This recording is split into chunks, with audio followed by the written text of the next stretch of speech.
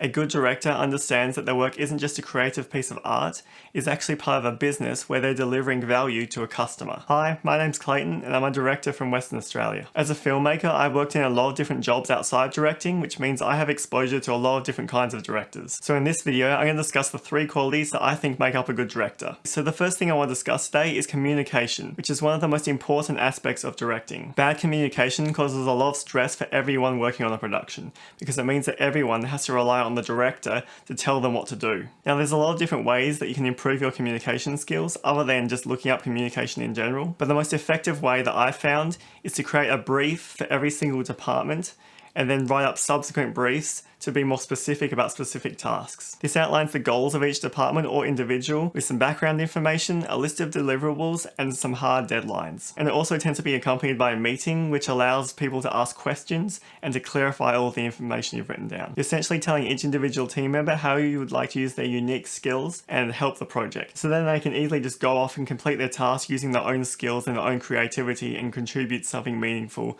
to the project. The second quality of a good director is that they have respect for their team, both actors and crew. As the creative leader on a production, the director is in a position of power. This means the job can be quite stressful at times, which leads to coping mechanisms such as abusing that power. This can mean simple things like asking crew members to stay on overtime without pay with a promise that it's going to create a better end product, or abusing crew members for the quality of the work they're doing because you're not personally happy with the results. As a leader, a good director protects their team by taking the blame when things don't go according to plan. If the work has to be scrapped and started again, then they take the blame for not providing an adequate brief. A good director takes what they're given and tries to make the most of it. They don't have a hard set vision and then blame the team when the expectations aren't met. A respectful director is also a good communicator, because with good communication you shouldn't have to micromanage your crew because you've already communicated what you want to do, and you should trust them to be able to complete the work using their unique skills. Okay, so the last quality I want to discuss today is that a good director has an understanding of what an audience member is getting out of their work. Not understanding this basic idea can lead to work that has been created using an overemphasis on technique, which can lead audiences feeling confused and unsatisfied. A good director understands that their work isn't just a creative piece of art,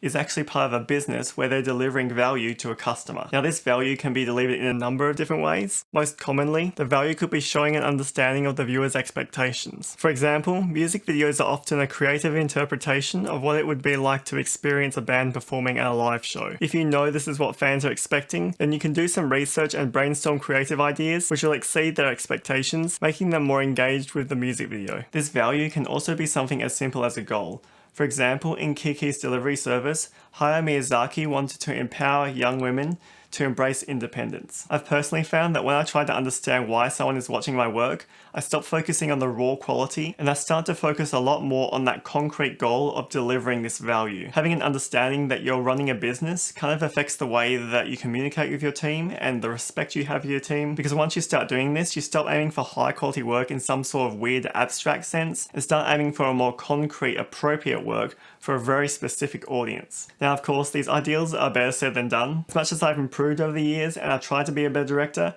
I'm not perfect. Sometimes I get it right and other times I forget, and other times I'm not really sure what to do. All of this is okay as long as you have an awareness of all of the mistakes you're making so you can look back and try to understand how to improve things next time. If you want to see more content like this, then please subscribe to my channel and follow me on Instagram.